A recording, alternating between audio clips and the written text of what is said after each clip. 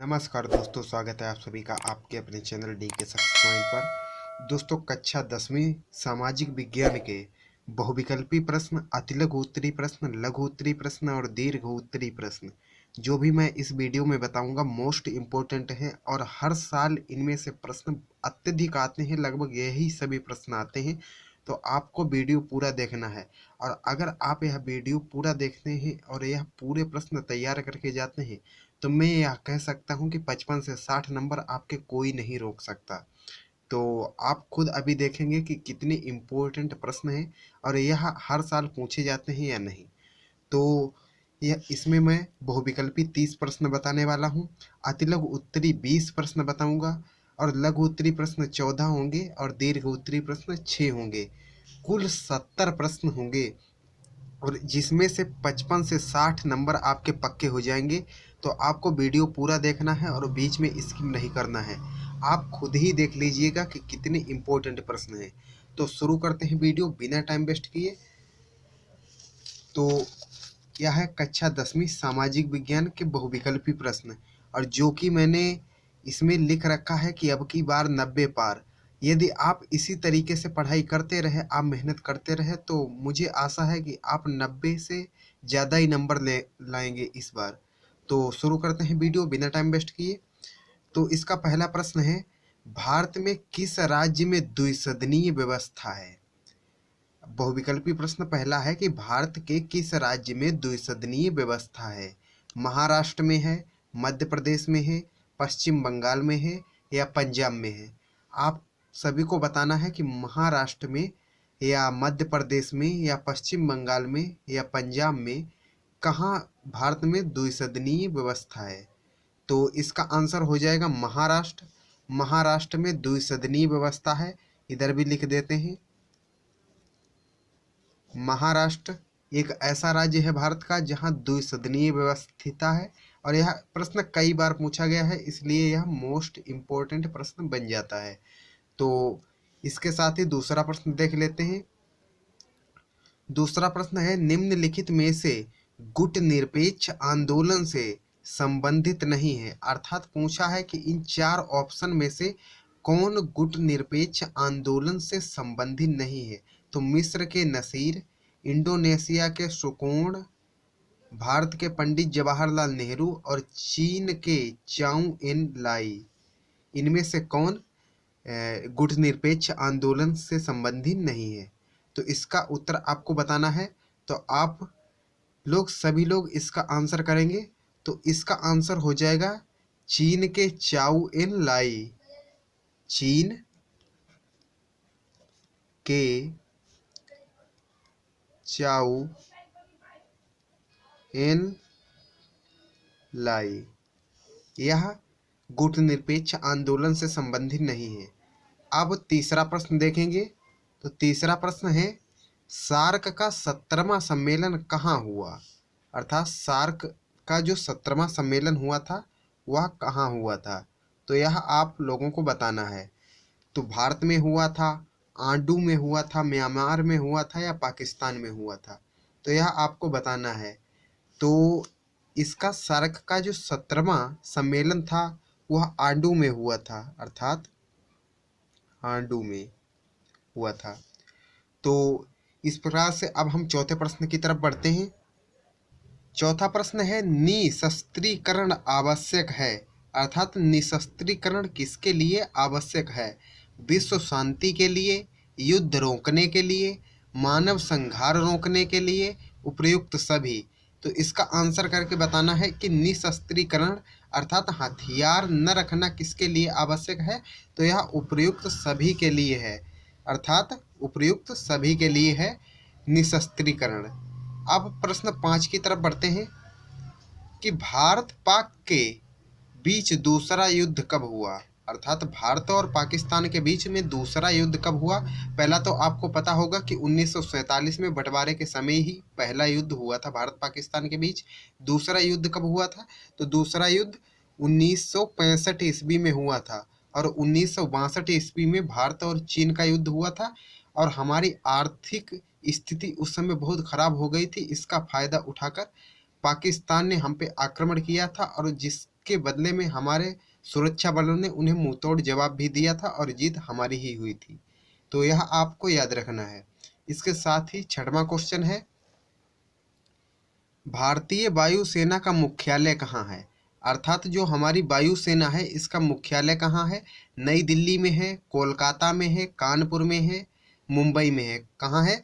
तो यह नई दिल्ली में है। अर्थात ए नंबर सही हो जाएगा, दिल्ली में है। और इसके साथ ही सातवां क्वेश्चन है, कंचनजंगा चोटी कहाँ उपस्थित है या स्थित है? तो कंचनजंगा चोटी कहाँ उपस्थित है? तो जम्मू कश्मीर में है, उत्तराखंड में है, सिक्किम में है, हिमाचल प्रदेश में है। हिमाचल प्रदेश में है। तो कंचनजंगा चोटी कहाँ उपस्थित है? तो यह आप सभी लोगों को बताना है कि कंचनजंगा चोटी कहाँ उपस्थित है। तो यह सिक्किम में उपस्थित है।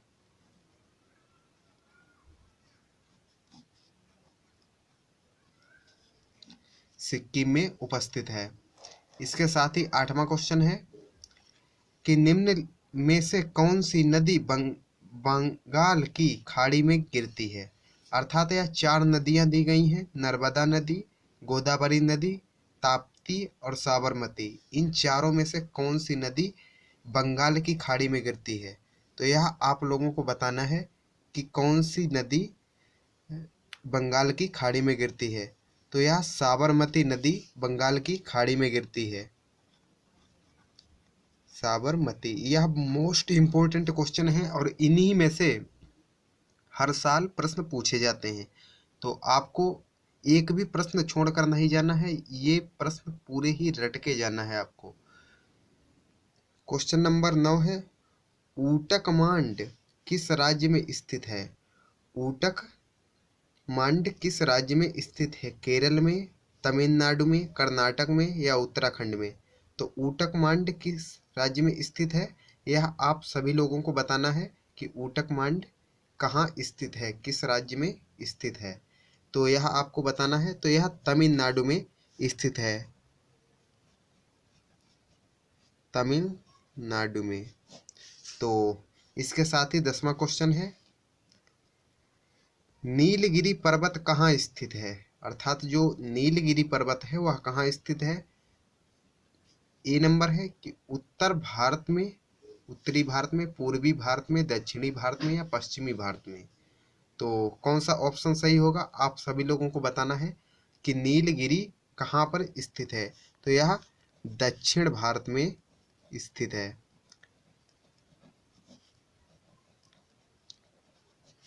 इसके साथ ही 11वां प्रश्न है,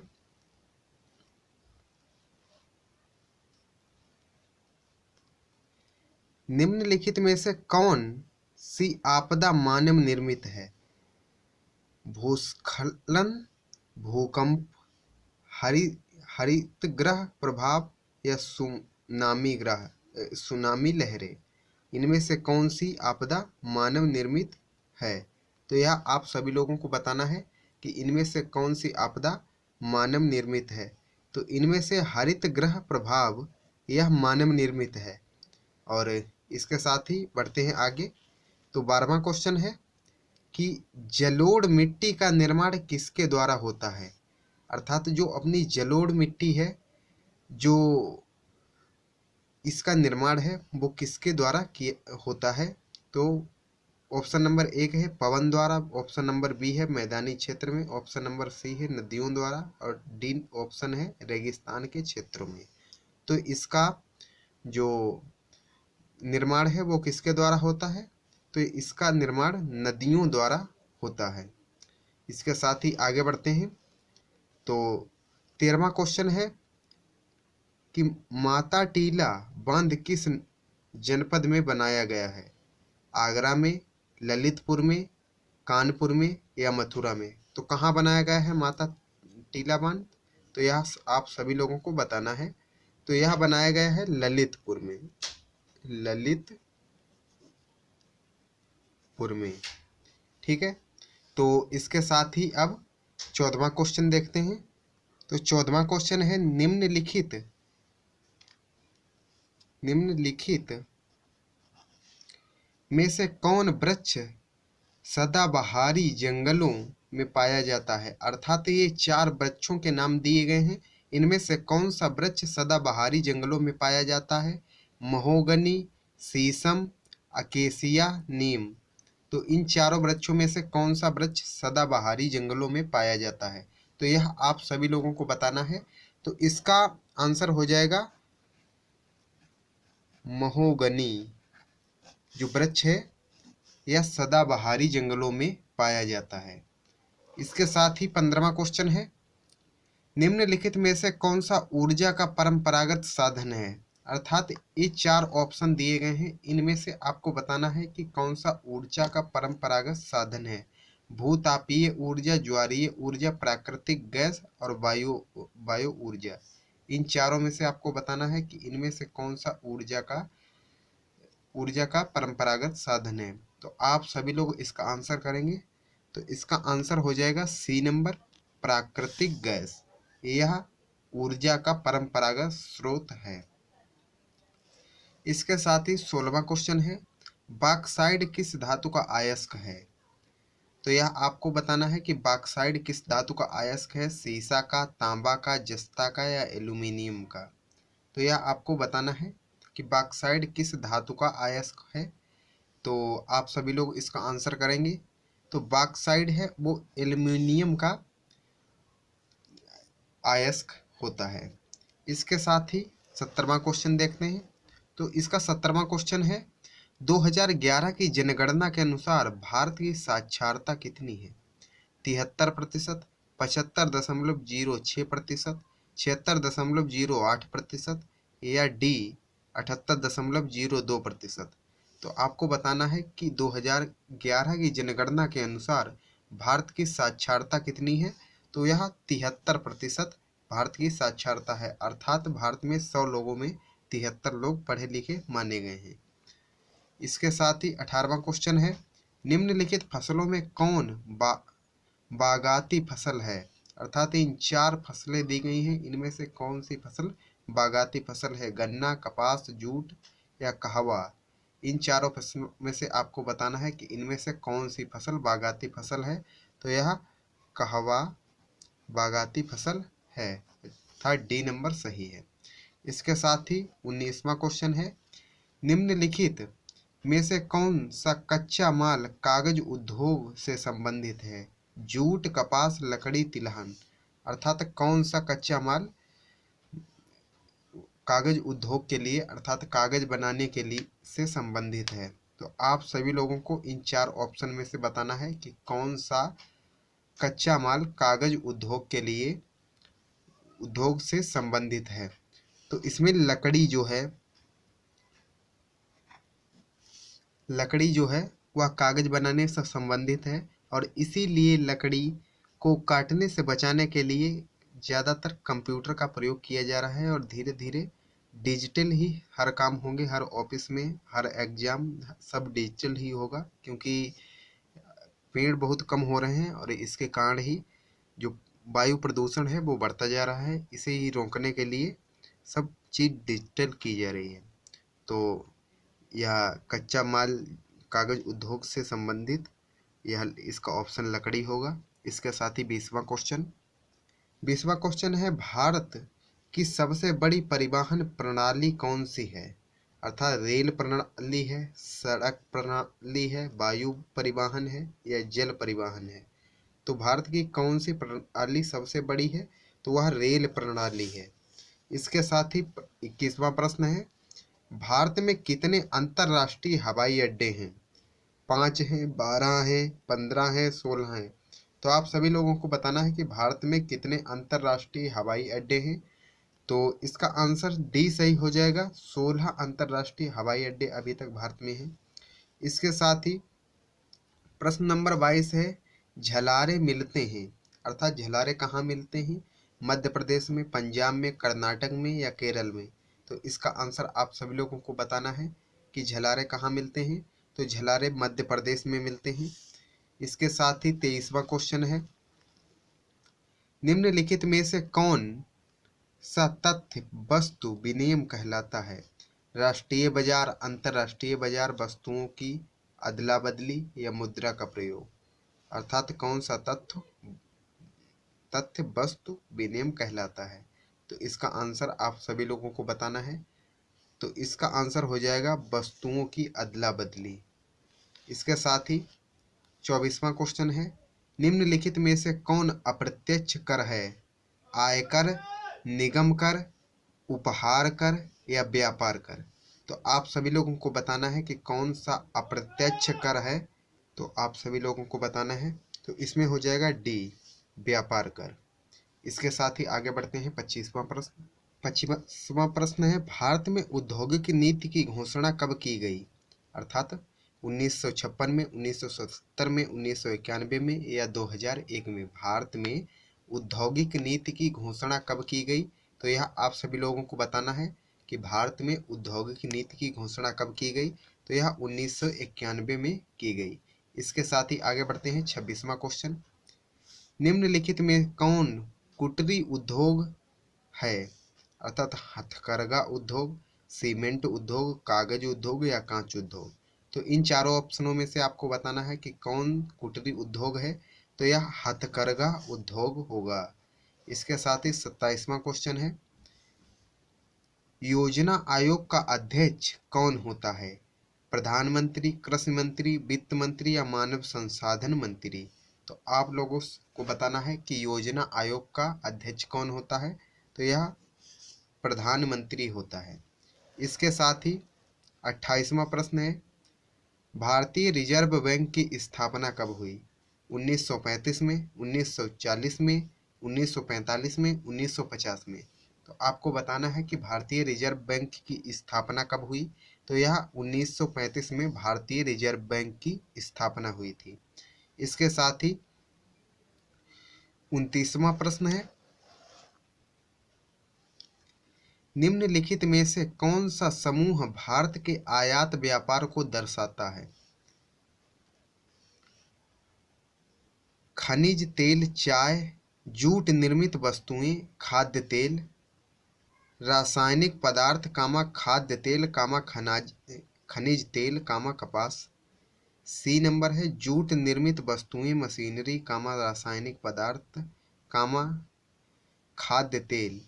डी नंबर है चाय, कच्ची चाय, कच्ची कपास, खनिज तेल, खाद्य तेल। तो इनका आंसर होगा रासायनिक पदार्थ, खाद्य तेल और खनिज तेल और कपास। तो यह इसका आंसर होगा। अब बहुविकल्पी का लास्ट प्रश्न है। इसके आगे हम चलेंगे अतिलघु उत्तरी प्रश्नों पर। तो इसका लास्ट प्रश्न देख लेते हैं। तो इसका लास्ट प्रश्न है, भारत में तीनों सेनाओं का सर्वोच्च कमांडर कौन होता है? तो आपको बताना है कि राष्ट्रपति होता है, प्रधानमंत्री होता है, जनरल होता है या एयर चीफ मार्शल होता है। तो आपको बताना है कि भारत में तीनों सेनाओं का सर्वोच्च कमांडर किसे कहा जाता है और वास्तव में कौन होता है। तो यह राष्ट्रपति होता है। राष्ट्रपति तीनों सेनाओं का कमांडर होता है। और ये 30 प्रश्न थे जो आपने देख लिए कितने इम्पोर्टेंट थे। और इसके आगे मैं चलता हूँ अतिलघु उत्तरी प्रश्नों पर। और आपको ये भी पता चल गया होगा कि इन्हीं प्रश्नों में से हर साल घुमा फिरा के प्रश्न पूछे जाते हैं और ये प्रश्न कितने इम्पोर्टेंट थे। अब अतिलघु उत्तरी प्रश्न देखेंगे। तो अतिलघु उत्तरी प्रश्न है। पहला प्रश्न है, अमेरिका की खोज किसने की थी? तो अमेरिका की खोज कोलंबस ने 1492 ईस्वी में की थी। इसके साथ ही दूसरा प्रश्न है, यूरोप में धर्म सुधार आंदोलन के 2 नेताओं के नाम लिखिए। तो यूरोप में जो धर्म सुधार आंदोलन हुआ था उसके जो 2 नेता थे जो प्रसिद्ध थे, मार्टिन लूथर और काल्विन। ये 2 नेता प्रसिद्ध थे। इसके साथ ही तीसरा प्रश्न है, औद्योगिक क्रांति का अर्थ स्पष्ट करते हुए किन्हीं 2 कारणों को लिखिए जिनसे इंग्लैंड में इनका विस्तार हुआ। तो यह देख लेते हैं।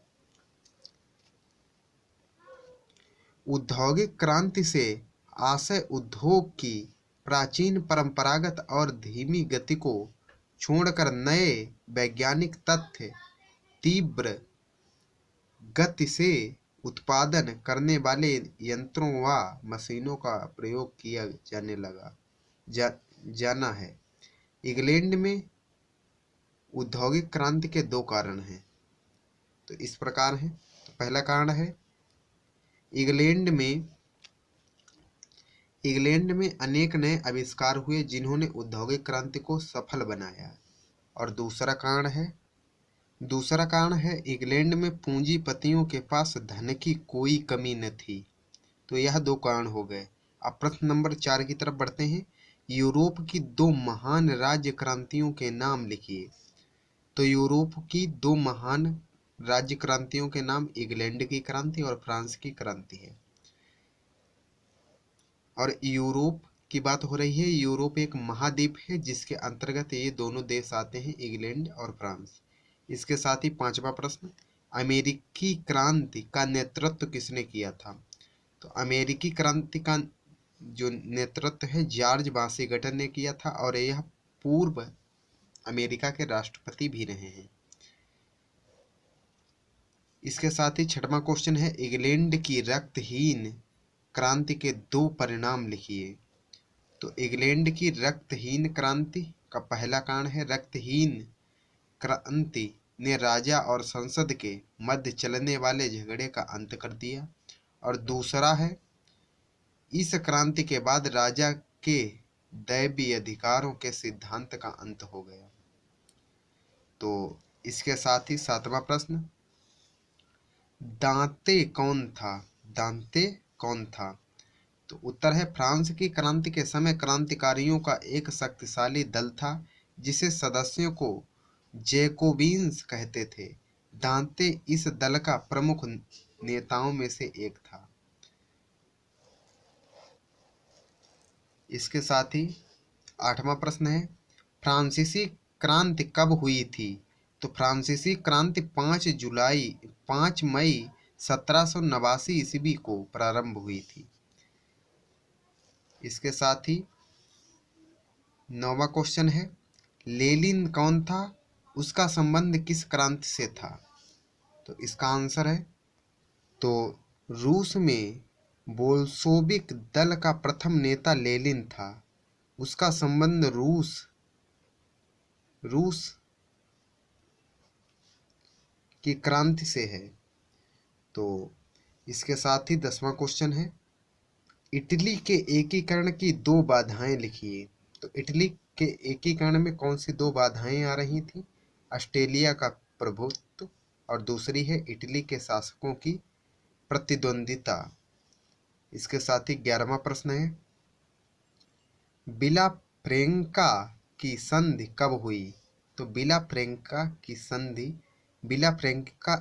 संधि 11 जुलाई 1859 को हुई थी। इसके साथ ही 12वां प्रश्न है, प्रथम विश्व युद्ध कब प्रारंभ हुआ? तो प्रथम विश्व युद्ध 28 जुलाई सन 1914 को प्रथम विश्व युद्ध प्रारंभ हुआ था। इसके साथ ही 13वां प्रश्न है, भारत में सर्वप्रथम किस यूरोपियन जाति ने प्रवेश किया? तो भारत में सर्वप्रथम पुर्तगालियों ने व्यापार करने के बहाने प्रवेश किया, अर्थात भारत में सबसे पहले पुर्तगाली आए थे। इसके साथ ही 14वां प्रश्न है, प्लासी का युद्ध कब और किन के बीच हुआ? तो प्लासी का युद्ध सन 1757 ईस्वी में अंग्रेजों और बंगाल के नवाब सिराजुद्दौला के बीच हुआ था। इसके साथ ही 15वां क्वेश्चन है, मंगल पांडे कौन थे? मंगल पांडे को फांसी कब दी गई? तो इसका आंसर होगा प्रसिद्ध क्रांतिकारी मंगल पांडे बैरकपुर छावनी के सैनिक थे। उन्हें 8 अप्रैल 1857 को फांसी दी गई थी। इसके साथ ही 16वां प्रश्न है, भारत में सर्वाधिक व्यापार किस देश से होता था? तो भारत का सर्वाधिक व्यापार अमेरिका से होता है। इसके साथ ही 17वां प्रश्न है, भारतीय रिजर्व बैंक के दो कार्य लिखिए। तो भारतीय रिजर्व बैंक के दो कार्य निम्नलिखित हैं। पहला है पत्र मुद्रा का निर्गमन करना और दूसरा है बैंकों का बैंक होने का कार्य करना। इसके साथ ही 18वां प्रश्न है आर्थिक नियोजन के लाभों का उल्लेख कीजिए। तो आर, भारत में आर्थिक नियोजन के दो लाभ निम्नलिखित हैं। पहला लाभ है राष्ट्रीय आय एवं प्रति व्यक्ति आय में वृद्धि करना और दूसरा है निर्धनता के दुष्चक्र को समाप्त करना। इसके साथ ही 19वां प्रश्न है भारतीय अर्थव्यवस्था के किन्हीं दो क्षेत्रों का उल्लेख कीजिए जिनमें राज्य हस्तक्षेप करता है। तो पहला है कृषि, दूसरा है उद्योग और तीसरा है राजस्व। इसके साथ ही 20 और अतिलघु उत्तरी प्रश्न का अंतिम प्रश्न है राज्य सरकार की आय के दो प्रमुख स्रोत कौन हैं। तो पहला है मालगुजारी जिसे लागान भी कहते हैं और दूसरा है व्यापार कर। ये दोनों सरकार लगाती है। अब चलते हैं लघु उत्तरी प्रश्नों की तरफ। तो बहुविकल्पी प्रश्न और अतिलघु उत्तरी प्रश्न आपने अच्छे से देख लिए हैं। अब लघु उत्तरी प्रश्न देखते हैं। तो यहाँ से शुरू होते हैं लघु उत्तरी प्रश्न। तो लघु उत्तरी प्रश्न का पहला प्रश्न है भारत छोड़ो आंदोलन पर संक्षिप्त टिप्पणी कीजिए। तो आप किस प्रकार से इसका आंसर लिखेंगे वो देख लीजिए। 8 अगस्त 1942 ईस्वी को भारतीय राष्ट्रीय कांग्रेस ने गांधी जी के नेतृत्व में भारत छोड़ो आंदोलन का प्रस्ताव पारित कर दिया। 9 अगस्त को अंग्रेज सरकार ने सभी कांग्रेसी नेताओं को बंदी बनाकर जेल भेज दिया। इससे भारतीय जनता क्रोधित हो उठी। गांधी जी ने करो या मरो का नारा दे दिया। क्रोधित जनता ने हिंसात्मक तरीके से सरकारी भवनों को जलाना व डाकघर आदि लूटना प्रारंभ कर दिया। अंग्रेज सरकार ने बारवर उपायों से इस आंदोलन का कठोरता पूर्वक दमन कर दिया। तो यह इसका इस प्रकार से आप लिखेंगे कि भारत छोड़ो आंदोलन पर संक्षिप्त टिप्पणी। इसके साथ ही अब इस लघु उत्तरी प्रश्न का दूसरा प्रश्न है जो कि कई बार पूछा गया है और फिर से पूछे जाने के पूरे चांस हैं। सविनय अवज्ञा आंदोलन का उल्लेख, अर्थात सविनय अवज्ञा आंदोलन। पूर्ण स्वतंत्रता प्राप्ति की घोषणा से भारतीयों में उत्साह की एक नई लहर दौड़ गई। 14 फरवरी 1930 को साबरमती में कांग्रेस की कार्यकारिणी ने महात्मा गांधी को सविनय अवज्ञा आंदोलन चलाने का अधिकार प्रदान किया। 12 मार्च 1930 ईस्वी को गांधी जी ने डंडी मार्च प्रारंभ किया और 6 अप्रैल 1930 को नमक कानून भंग कर दिया तथा इसी के साथ सविनय अवज्ञा आंदोलन प्रारंभ कर दिया गया। 4 मई को गांधी जी को अंग्रेजों ने बंदी बना लिया। इसके फलस्वरूप देश में जगह जगह हड़ताल और प्रदर्शन हुए।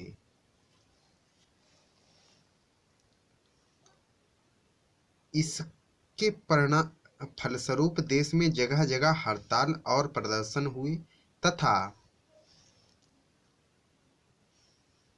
अनेक लोग जेल चले गए।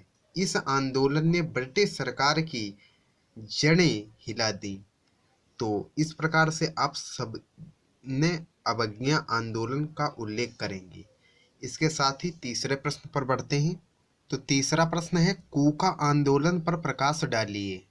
तो कूका आंदोलन पर किस प्रकार से आप लिखेंगे। कूका आंदोलन की शुरुआत बालक सिंह जी ने की थी। ये नामधारी सिख संप्रदाय के संस्थापक थे। अर्थात आपको बहुविकल्पी में पूछ सकता है कि सिख संप्रदाय के संस्थापक कौन थे। तो यह नामधारी सिख संप्रदाय के संस्थापक कौन थे। तो यह बालक सिंह जी थे। इसके साथ ही संत गुरु राम सिंह जी ने इस आंदोलन को आगे बढ़ाया। अर्थात शुरुआत जो बालक सिंह जी ने की और इसे आगे बढ़ाने का काम संत गुरु राम सिंह जी ने किया था। इस आंदोलन को आगे बढ़ाया संत राम सिंह जी के नेतृत्व में नामधारियों ने पंजाब में सिख राज्य की पुनर्स्थापना का प्रयास किया। सन 1872 में अंग्रेजों के साथ इनका भयंकर युद्ध हुआ। इसके चलते संत राम सिंह जी को कैद करके रंगून भेज दिया गया, जहां 1885 में उनका निधन हो गया। नामधारी संप्रदाय को कूका भी कहते हैं, अतः इस क्रांतिकारी घटना को कूका आंदोलन के नाम से जाना जाता है। तो इस प्रकार से आप कूका आंदोलन पर लिखेंगे। इसके साथ ही अब चौथा प्रश्न देख लेते हैं। राज्य शासन में राज्यपाल का क्या महत्व होता है? मोस्ट इम्पोर्टेंट है कि राज्य में राज्यपाल जो है उसका क्या महत्व होता है, तो वह हम देखेंगे। तो संविधान द्वारा राज्य की कार्यपालिका की समस्त शक्तियां राज्यपाल को सौंपी गई हैं। केंद्र में जो स्थिति राष्ट्रपति है वही स्थिति राज्य में राज्यपाल की होती है। अर्थात जिस प्रकार से राष्ट्रपति केंद्र का होता है, उसी प्रकार से जो राज्यपाल है वह राज्य का होता है। और जो राष्ट्रपति के रहने का स्थान है उसे राष्ट्रपति भवन कहते हैं, और जहां प्रधानमंत्री रहता है उसे पंचवटी कहते हैं, और जहां पर राज्यपाल रहता है उसे राजभवन कहते हैं। तो इसके साथ ही स्थिति राज्य में राज्यपाल की होती है।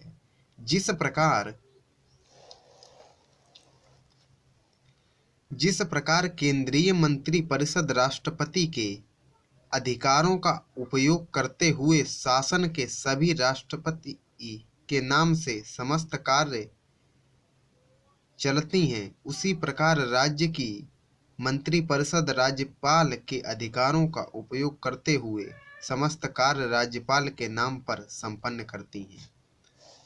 अर्थात जिस प्रकार से केंद्र में सब काम राष्ट्रपति के नाम से होता है, राष्ट्रपति के अधिकारों से, उसी प्रकार राज्य में हर काम राज्यपाल के अधिकारों से किया जाता है। अब पांचवें प्रश्न की तरफ बढ़ते हैं। तो इसका पांचवा प्रश्न है, ब्रह्म समाज के 4 प्रमुख कार्य लिखिए। तो ब्रह्म समाज के 4 प्रमुख कार्य निम्नलिखित हैं। पहला कारण है विधवा पुनर्विवाह के पक्ष में आंदोलन, दूसरा था बाल विवाह का विरोध, और तीसरा था मूर्ति पूजा तथा कर्मकांड का विरोध, और चौथा था पश्चिमी शिक्षा के प्रसार पर बल। छठवां है भारतीय राष्ट्रीय कांग्रेस की स्थापना कब, कहां और किसके द्वारा की गई। इसके 3 उद्देश्य लिखिए। तो भारतीय राष्ट्रीय कांग्रेस की स्थापना, भारतीय राष्ट्रीय कांग्रेस की स्थापना A.O. हेमू नामक अंग्रेज अधिकारी ने वर्ष 1885 में मुंबई में की थी। कांग्रेस के 3 मुख्य उद्देश्य हैं। वैधानिक मार्ग द्वारा अपनी मांगें मनवाना, देश हित में कार्य करने वालों को संगठित करना, और देशवासियों में राष्ट्रीय एकता की भावना का संचार करना। यह जो है वो भारतीय राष्ट्रीय कांग्रेस के 3 उद्देश्य थे। इसके साथ ही 7वां प्रश्न है, अंग्रेजों और फ्रांसीसियों के बीच कौन कौन से युद्ध हुए और उसके क्या कारण थे। तो भारत में फ्रांसीसियों और अंग्रेजों के बीच 3 युद्ध हुए। तो कौन कौन से वो हम देख लेते हैं। तो भारत में अंग्रेजों और फ्रांसीसियों के बीच पहला युद्ध 1746 से 1748 ईस्वी तक हुआ, दूसरा युद्ध 1748 से 1754 ईस्वी तक हुआ, और तीसरा युद्ध 1756 ईस्वी से 1763 ईस्वी तक हुआ। इन युद्धों का अंत 1763 ईस्वी में पेरिस संधि से हुआ। इन युद्धों के अंत में फ्रांसीसियों की हार और अंग्रेजों की विजय हुई। इसके बाद अंग्रेजी साम्राज्य की स्थापना सुनिश्चित हो गई। कर्नाटक युद्ध के प्रमुख कारण निम्नलिखित थे। तो कर्नाटक युद्ध के प्रमुख कारण कौन कौन थे? अंग्रेजों और फ्रांसीसियों में व्यापारिक प्रतिस्पर्धा थी, अर्थात दोनों में कंपटीशन था। दोनों की कंपनियां अधिक से अधिक लाभ कमाकर धनी होना चाहती थी, अर्थात दोनों सोचते थे कि मैं भारत से ज्यादा कमाऊं, वो सोचते थे कि मैं भारत से ज्यादा कमाऊं। इसके साथ ही दूसरा है, यूरोप में ऑस्ट्रिया के उत्तराधिकारी का युद्ध सन 1740 ईस्वी में आरंभ हो चुका था। इस युद्ध में फ्रांस और इंग्लैंड एक दूसरे के विरुद्ध लड़ रहे थे, अतः भारत में भी दोनों के बीच संघर्ष होना स्वाभाविक था। तो यह भी एक कारण था इन दोनों के बीच युद्ध का। अब 8वां प्रश्न देख लेते हैं। लीग ऑफ नेशंस के महत्व को स्पष्ट कीजिए। तो लीग ऑफ नेशंस का महत्व निम्नलिखित कारणों से है। पहला है राष्ट्रों के मध्य उत्पन्न विवादों का निपटारा। तो इसे देख लेते हैं। प्रारंभ में लीग ऑफ नेशंस ने फिनलैंड तथा स्वीडन, पोलैंड तथा जर्मनी, यूनान तथा बल्गेरिया, कोलंबिया तथा पेरू एवं इंग्लैंड तथा टर्की आदि देशों के विवाद समाप्त कराकर युद्ध टाला और विश्व शांति की स्थापना की। दूसरा था शांति की स्थापना। लीग ऑफ नेशंस ने लगभग 20 वर्ष तक विश्व में शांति बनाए रखने का प्रयास किया। अनेक अवसरों पर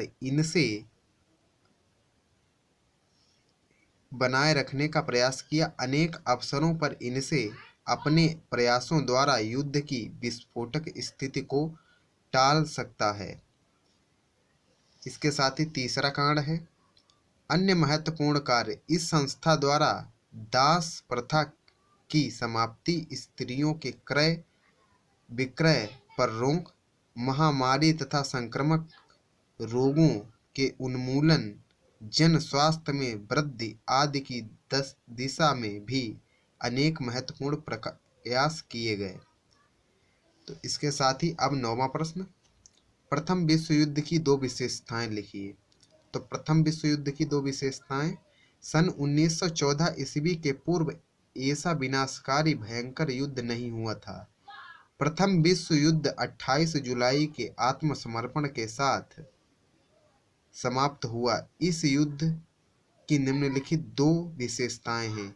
पहली है, प्रथम विश्व युद्ध विस्तृत भूभाग पर लड़ा गया था तथा इसमें विश्व की कई जातियों ने भाग लिया। दूसरा था, इस युद्ध में नियमित सैनिकों के साथ गैर सैनिक जनता को भी भाग लेना पड़ा था, अर्थात देशों की सैनिक तो लड़े ही थे और आम आदमी भी बहुत लड़े थे। 10वां प्रश्न है, रूस में खूनी रविवार की घटना क्यों हुई, इसका क्या कारण हुआ? तो रूस में जार-शाही निरंकुशता का बोलबाला था। जार सम्राट के अधिकारी जनसाधारण वर्ग पर भीषण अत्याचार किया करते थे। 1904 से 1905 ईस्वी में रूस जापान से पराजित हो गया था। इन सब बातों से क्षुब्ध होकर 22 जनवरी 1905 को अनेक श्रमिक अपनी मांगें प्रस्तुत करने के लिए सेंट पीटर्सबर्ग दुर्ग में एकत्र हुए। उन्होंने जार के सामने अपनी मांगें रखीं, लेकिन जार के आदेश से शाही सैनिक ने उन पर गोली चला दी,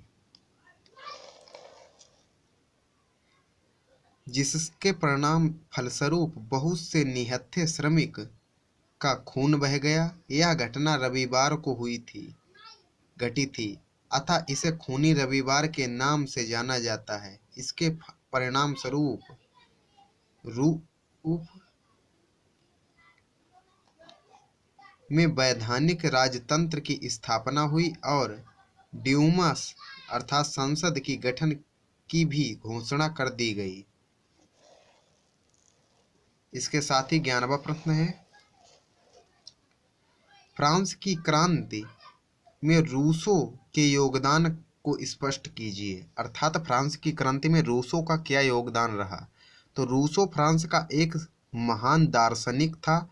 उसने फ्रांस में निरंकुशवाद को मिटाने के लिए अपने क्रांतिकारी विचारों द्वारा लोकतांत्रिक शासन का मार्ग प्रशस्त किया।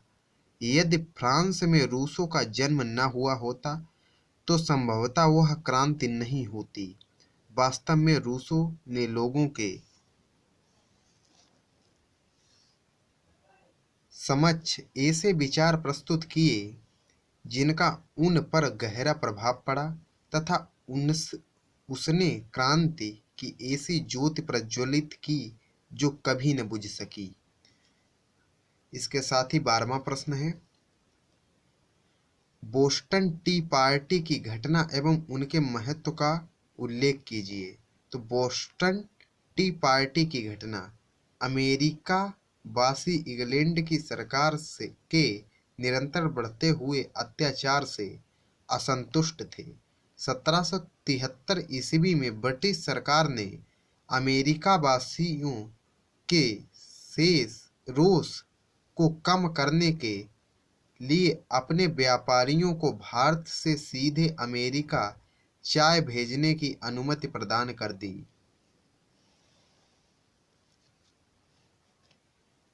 सरकार को यह आशा थी कि इससे अमेरिका में चाय सस्ती बिकेगी और अमेरिका वासियों का रोष भी कुछ कम हो जाएगा, परंतु उसके विपरीत ही हुआ।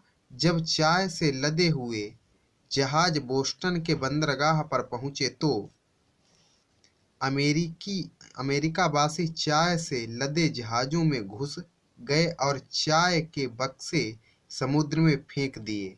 यह घटना अमेरिका के इतिहास में बोस्टन टी पार्टी के नाम से विख्यात है। अर्थात अब देख लेते हैं कि घटना का महत्व क्या था।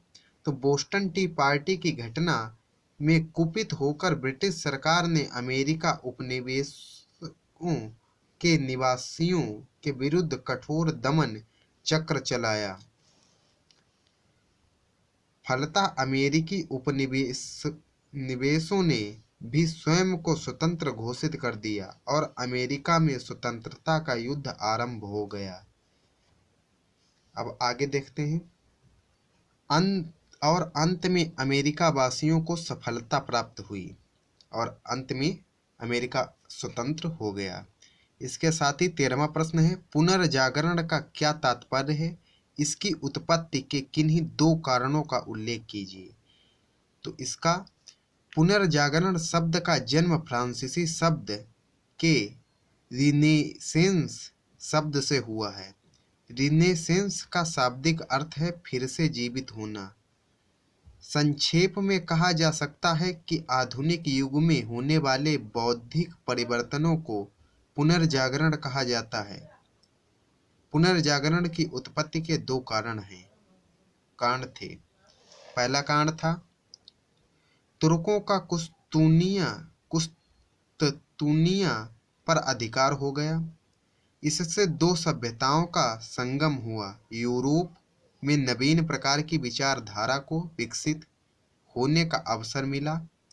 और दूसरा था धर्म युद्धों के कारण यूरोप के निवासियों का संपर्क अनेक नवीन जातियों से हुआ, जिससे उनका भौगोलिक ज्ञान तथा रहन सहन प्रभावित हुआ।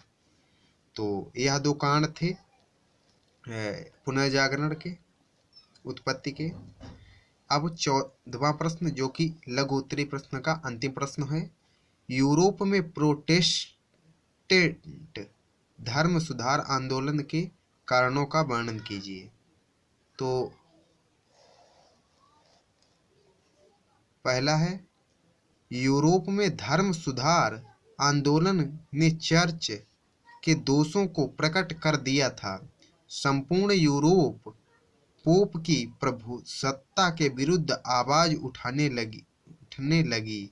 इस प्रकार कैथोलिक धर्म की बुराइयों के प्रोटेस्टेंट या सुधारवादी धर्म का उदय हुआ। प्रोटेस्टेंट धर्म के जन्म के मूल कारण पोप की निरंकुश सर्वोच्च सत्ता, चर्च का भ्रष्टाचार और कैथोलिक धर्म के अंधविश्वास एवं धार्मिक पाखंड थे। तो अब हम चलते हैं दीर्घ उत्तरी प्रश्न। तो इसका पहला प्रश्न है, इटली के एकीकरण में मेजीन, कैबूर और गैरीबाल्डी के योगदान का वर्णन कीजिए। तो इसे आप किस प्रकार लिखेंगे, तो वो देख लेते हैं। इटली की एकता को स्थापित करने के लिए देशभक्तों ने उल्लेखनीय प्रयत्न किए। इन देशभक्तों में 4 नेताओं मेजीन, गैरीबाल्डी, कैबूर तथा विक्टर इमैनुएल को सर्वोच्च स्थान प्राप्त है। मेजीन को इटली की एकता का पैगंबर, गैरीबाल्डी को इटली की सेना का निर्माता, कैबूर को एक कुशल राजनीतिज्ञ तथा विक्टर इमैनुएल को इटली का विधायक कहा गया है। इन चारों देशभक्तों ने इटली के एकीकरण में अपना महत्वपूर्ण योगदान दिया है। इटली के एकीकरण को निम्नलिखित सोपानों में विभक्त किया जा सकता है। जैसे कि प्रथम सोपान है, वियना कांग्रेस के निर्णयों के अनुसार इटली यूरोप को भौगोलिक इकाई मात्र बन गया था। इटली के छोटे छोटे राज्यों को जनता राष्ट्रीय भावनाओं से परिपूर्ण होकर अपनी एकता और स्वतंत्रता की इच्छुक थी, किंतु इटली के राज्यों के निरंकुश शासक अपनी सत्ता त्यागने को तैयार न थे। अतः इटली के देशभक्तों ने राष्ट्रीय एकीकरण आंदोलन प्रारंभ किया, किंतु सफलता न मिली। अब द्वितीय सोपान है। द्वितीय सोपान, इस सोपान में गैरीबाल्डी और कैबूर के अथक प्रयत्न किए और इटली के एकीकरण को संभव बनाया। कैबूर कट्टर देशभक्त था। उसने सार्डिनिया और पीडमांड को अपने सुधारों से अत्यधिक संपन्न और शक्तिशाली बना दिया। कैबूर ने क्रीमिया के युद्ध में भाग लेकर फ्रांस तथा इंग्लैंड की सहानुभूति प्राप्त की और नेपोलियन तृतीय के साथ 20 जुलाई 1858 ईस्वी को प्लेबियर्स का समझौता कर लिया। इस समझौते के अनुसार फ्रांस ऑस्ट्रिया को लombardy और वेनेसिया से निकालने के लिए सार्डिनिया को सैन्य सहायता देगा। दूसरा था, सार्डिनिया इसके बदले में फ्रांस को निस और सेवाओं के प्रदेश देगा। तीसरा था, इटली की सभी जातियों को संयुक्त करके एकीकरण किया जाएगा। और चौथा था, रोम के पोप के अधिकार सुरक्षित रहेंगे। इस समझौते के अनुसार काबूर ने ऑस्ट्रिया के साथ फिलाफ्रेंका की संधि कर ली। विवश होकर विक्टर इमैनुएल को भी ऑस्ट्रिया के साथ ज्यूरिख की संधि करनी पड़ी। अब तृतीय सोपान, इस सोपान में इटली के एकीकरण के लिए मेजीन तथा गैरीबाल्डी ने महत्वपूर्ण कार्य किए। चतुर्थ सोपान, अंत में केवल वेनेसिया और रोम को इटली में मिलाना शेष था। 1866 में ऑस्ट्रिया और फ्रांस के मध्य युद्ध प्रारंभ हो गया था, जिसका लाभ उठाकर विक्टर ने वेनेसिया को अपने साम्राज्य में मिला लिया।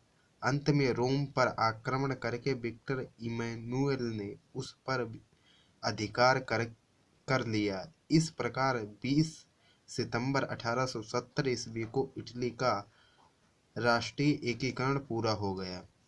तो इस प्रकार से आप इटली का एकीकरण लिख सकते हैं। 4 सोपानों में बांटकर।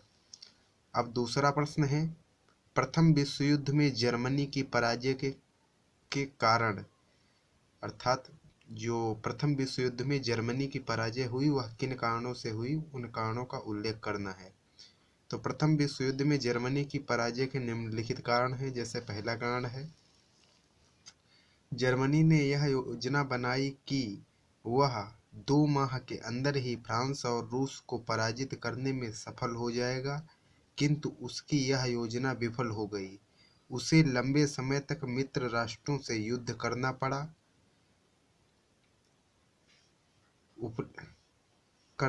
उसे लंबे समय तक मित्र राष्ट्रों के साथ युद्ध करना पड़ा। इतने लंबे युद्ध के लिए उसके पास साधन उपलब्ध नहीं थे, इस कारण उसे अनेक कठिनाइयों का सामना करना पड़ा। इसके विपरीत अमेरिका के सहयोग के कारण मित्र राष्ट्रों के पास जन और धन की कोई कमी न थी, अतः जर्मनी को पराजय का मुख देखना पड़ा। तो इसका दूसरा कारण है धन तथा युद्ध सामग्री की कमी। मित्र राष्ट्रों की तुलना में जर्मनी के पास धन और युद्ध की सामग्री कम थी, यह भी कारण जर्मनी की पराजय बना। तीसरा है मित्र राष्ट्रों की शक्ति का गलत अनुमान, अर्थात जर्मनी के राजनीतिज्ञ और सेनापति मित्र राष्ट्रों की वास्तविक शक्ति का अनुमान लगाने में असफल रहे। इस गलती के कारण भी जर्मनी को पराजय का सामना करना पड़ा। नौसेना की दुर्बलता, जर्मनी की नौसेना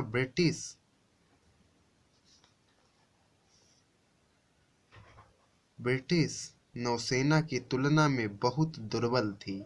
इस दुर्बलता के कारण समुद्री युद्ध में जर्मनी इंग्लैंड के समक्ष न टिक सकी। इसके साथ ही पांचवा कारण, रूस की क्रांति का प्रभाव। रूस की साम्यवादी क्रांति ने भी जर्मनी की पराजय में बड़ा सहयोग दिया। इसके साथ ही छठवां, अमेरिका का युद्ध में प्रवेश। अमेरिका विश्व का एक समृद्ध और शक्तिशाली देश बन चुका था। अमेरिका के युद्ध में प्रविष्ट होने से मित्र राष्ट्रों की शक्ति और साहस बहुत अधिक बढ़ गया। यदि अमेरिका युद्ध में प्रवेश न करता तो फ्रांस की पराजय हो जाती और इंग्लैंड तथा जर्मनी के बीच गतिरोध बना रहता। तो इस प्रकार से अब आगे देखेंगे। फिलिप द्वितीय, लुई चौदहवां और नेपोलियन बोनापार्ट तो इंग्लिश चैनल के पार इंग्लैंड से सहायता पहुंचाने पर परास्त हुए थे, किंतु 20वीं शताब्दी में जर्मनी उस समय तक की अटलांटिक पार से सहायता नहीं पहुंची। यह अमेरिका की शक्ति और वीरता का सबसे प्रबल प्रमाण था। अब तृतीय प्रश्न देखते हैं। द्वितीय विश्व युद्ध के प्रमुख कारणों का उल्लेख कीजिए। 2 विश्व युद्धों के मध्य अंतर्राष्ट्रीय समझौतों का इतिहास वास्तव में विश्व के राजनीतिज्ञों के युद्ध को समाप्त करने का एक असफल प्रयास था। वास्तविकता तो यह है कि द्वितीय विश्व युद्ध प्रथम विश्व युद्ध का ही एक भाग था, जो 21 वर्षों के बाद लड़ा गया। द्वितीय विश्व युद्ध के लिए उत्तरदायी प्रमुख कारण हैं। वायसराय की संधि। द्वितीय विश्व युद्ध का मूल कारण वायसराय की संधि थी। प्रथम विश्व युद्ध के बाद मित्र राष्ट्रों ने जर्मनी को बड़ी कठोर, अनुचित तथा अन्यायपूर्ण वायसराय की संधि स्वीकार करने के लिए विवश किया। वायसराय की संधि की शर्तें बड़ी कठोर थीं, जिन्हें पूरा करना उस समय जर्मनी जैसे साधनहीन राष्ट्र के लिए असंभव था।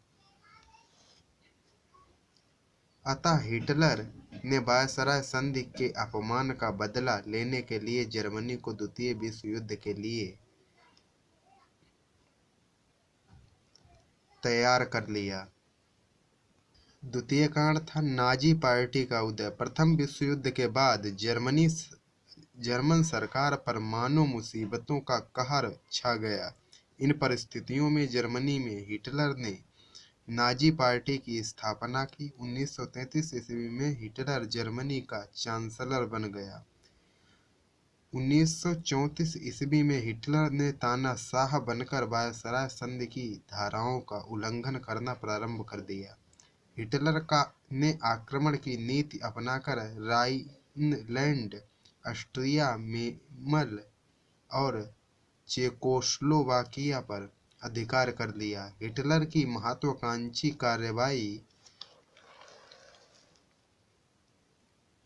कार्रवाई से संपूर्ण यूरोप भयभीत हो गया। फलस्वरूप मित्र राष्ट्रों को द्वितीय विश्व युद्ध के लिए तैयार होना पड़ा। तीसरा कांड था लीग ऑफ नेशंस की दुर्बलता। लीग ऑफ नेशंस की स्थापना विश्व में शांति स्थापित रखने के उद्देश्य से की गई थी। लीग ऑफ नेशंस की दुर्बलता का प्रमुख कारण अमेरिका का इससे पृथक रहना था। शक्ति के अभाव में लीग ऑफ नेशंस विभिन्न राष्ट्रों की आक्रामक कार्यवाहियों को रोकने में सफल न हो सका।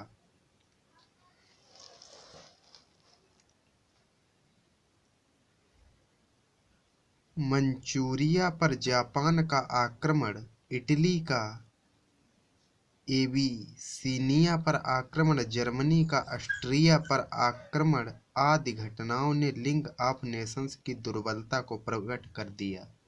अब चौथा कांड था द्वितीय विश्व युद्ध का। द्वितीय विश्व युद्ध का एक प्रमुख कारण अंतर्राष्ट्रीय गुटबंदियां भी थीं। गुट बनने लगे थे जिन्हें संपूर्ण यूरोप को दो शक्तियों गुटों में विभक्त कर दिया। युद्ध से पूर्व जर्मनी, इटली और जापान ने रोम, बर्लिया, टोक्यो, धुरी का निर्माण कर लिया था। दूसरी ओर फ्रांस, पोलैंड, रोमानिया, यूगोस्लाविया तथा चेकोस्लोवाकिया ने भी गुटबंदी कर ली। बाद में इंग्लैंड भी इस गुटबंदी में शामिल हो गया। इन गुटों के आपसी मतभेद का ही परिणाम द्वितीय विश्व युद्ध के रूप में प्रकट हुआ। और तत्कालीन कारण अर्थात प्रेजेंट का कारण क्या था? जर्मनी अपनी सैनिक शक्ति की तैयारियां पोलैंड से डेंजिंग बंदरगाह तक जाने के लिए पोलिश गलियारे की मांग की। सुबह 5 बजे जर्मन सेनाओं को अर्थात सुबह 5 बजे 1 सितंबर 1939 ईस्वी को पोलैंड पर आक्रमण करने का आदेश दे दिया जर्मनी ने। पोलैंड की रक्षा के लिए इंग्लैंड तथा फ्रांस ने भी 3 सितंबर 1939 ईस्वी को जर्मनी के विरुद्ध युद्ध की घोषणा की। इस प्रकार द्वितीय विश्व युद्ध आरंभ हो गया। अब चौथा प्रश्न देख लेते हैं। तो चौथा प्रश्न है सन 1857 ईस्वी के स्वतंत्रता संग्राम की असफलता के कारणों का वर्णन कीजिए। तो इसकी असफलता के कारणों का विवेचन हम इस प्रकार कर सकते हैं। तो देखते हैं। पहला है विद्रोह का समय से पूर्व होना।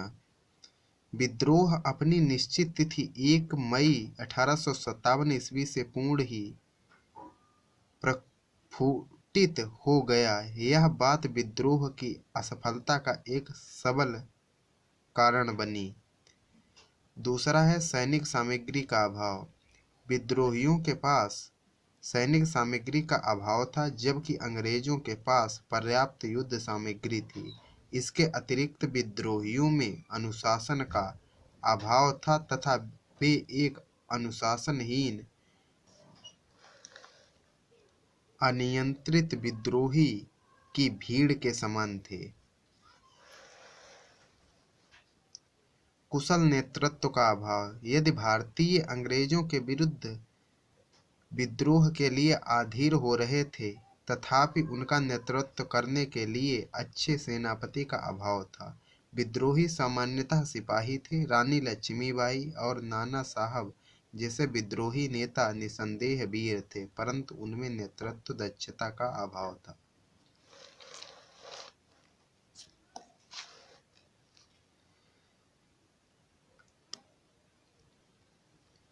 देश के दक्षिणी भाग पंजाब सतलज के इस अंग्रेजों को भारतीय का सहयोग। देश के दक्षिणी भाग पंजाब सतलज के इस पार के सिख राज्य राजपूताना तथा अनेक जमींदारों व सामंतों ने विद्रोहियों का साथ नहीं दिया। उनमें से कुछ तो शांतिपूर्वक तमाशा देख रहे थे। और पांचवा कांड है समुद्री शक्ति का अभाव। विद्रोहियों के पास कोई नौ सैनिक शक्ति नहीं थी, अतः वे इंग्लैंड से आ रही सामग्री तथा कुमुक को न रोक सके। वस्तुत यह विद्रोहियों की बड़ी भारी दुर्बलता थी। अब पांचवा प्रश्न, राष्ट्रीय आंदोलन में महात्मा गांधी की भूमिका का उल्लेख कीजिए। अर्थात भारतीय राष्ट्रीय आंदोलन में महात्मा गांधी का क्या योगदान रहा है। 20 वर्ष के उपरांत 1914 ईस्वी में गांधी जी भारत वापस लौट आए। उन दिनों प्रथम विश्व युद्ध छिड़ा था। युद्ध में गांधी जी ने ब्रिटिश सरकार की बड़ी सहायता की। जब युद्ध समाप्ति पर रौलेट एक्ट पारित हुआ तो उन्होंने पंजाब में किए गए अत्याचारों तथा खिलाफत के प्रश्न के कारण असहयोग आंदोलन प्रारंभ कर दिया। गांधी जी ने 1915 ईस्वी से लेकर 1947 तक कांग्रेस और राष्ट्रीय आंदोलन का नेतृत्व किया। इसी कारण इन्हें राष्ट्रीय आंदोलन का कर्णधार कहा जाता है। गांधी जी ने भारत की स्वतंत्रता के लिए 3 महत्वपूर्ण आंदोलन चलाए: असहयोग आंदोलन, सविनय अवज्ञा आंदोलन तथा भारत छोड़ो आंदोलन। अंत में विवश होकर 15 अगस्त 1947 ईस्वी को अंग्रेजों ने भारत को स्वतंत्र कर दिया। तो यह था राष्ट्रीय आंदोलन में महात्मा गांधी की भूमिका या महात्मा गांधी का योगदान। अब छठवां प्रश्न, और जो दीर्घ उत्तरी प्रश्न का अंतिम प्रश्न है और इस वीडियो का अंतिम प्रश्न है। नेशनल असेंबली या राष्ट्रीय सभा की उपलब्धियों का उल्लेख कीजिए। अर्थात नेशनल असेंबली राष्ट्रीय सभा के कार्य। तो पहला था, सभा ने सामंतीय विशेषाधिकारों को समाप्त करने के लिए 4 अगस्त 1789 ईस्वी को अनेक प्रस्ताव पारित किए। दूसरा, सभा ने 27 अगस्त 1789 ईस्वी को नागरिक के जन्मदाता मौलिक अधिकारों की घोषणा की, जिसके अनुसार सभी व्यक्ति समान घोषित हुए। तीसरा था, सभा द्वारा देश का आर्थिक संकट दूर करने के लिए 10 अक्टूबर 1789 ईस्वी को एक कानून बनाकर चर्च की विपुल संपत्ति जब्त कर ली गई। चौथा था, सभा ने देश के लिए एक नया संविधान बनाया जिसमें राजा की शक्ति बहुत कम थी। पांचवा है, सभा ने जुलाई 1790 ईस्वी को पदारियों को पोप की अधीनता से मुक्त करके उन्हें राज्य के अधीन कर दिया और मठों को बंद कर दिया। छठवां है, सभा ने फ्रांस की न्याय व्यवस्था में आवश्यक सुधार किए। और सातवां है, सभा ने सभी पर कर लगाने का कानून पारित किया तथा आर्थिक क्षेत्र में भी अनेक सुधार किए। इस प्रकार राष्ट्रीय सभा के कार्य और सुधार श्रेष्ठ एवं चिरस्थायी थे। इसने देश को एक लिखित संविधान बनाकर दिया और जनता की सभी मांगों को पूरा करने का पूर्ण प्रयास किया। कुलीन तथा उच्च वर्ग के संतापों व पदारियों के विशेषाधिकार समाप्त हो गए और फ्रांस में लोकतंत्र की स्थापना हो गई। तो इस प्रकार से आप यदि ये सभी प्रश्न तैयार करके जाते हैं तो मैं कह सकता हूँ कि आपके 55 से 60%, 70 में 55 से 60 नंबर आपके आ ही जाएंगे। और आशा करता हूँ आपको वीडियो अच्छा लगा होगा। अगर वीडियो अच्छा लगा है तो लाइक करिए, कमेंट करके बताइए कैसा लगा, और चैनल पे पहली बार आए हैं तो चैनल को सब्सक्राइब करके बेल आइकन को प्रेस कर लीजिए, जिससे हमारी नई आने वाली वीडियो की अपडेट आपको मिल जाएगी। और अभी तक आपने अपने दोस्तों के पास शेयर नहीं किया है तो वीडियो शेयर कर दीजिए, जिससे इस वीडियो का लाभ उन्हें भी मिल सके। और अगर आप 9th high school first year inter के छात्र हैं, आप किसी भी लेखक या कवि का जीवन परिचय, रस छंद अलंकार आप प्लेलिस्ट से प्राप्त कर सकते हैं। किसी भी 9th high school first year inter के किसी भी सब्जेक्ट के इम्पोर्टेंट क्वेश्चन पाने के लिए आप प्लेलिस्ट चेक कर सकते हैं। और मिलते हैं अगले वीडियो में, तब तक के लिए जय हिंद, जय भारत, वंदे मातरम।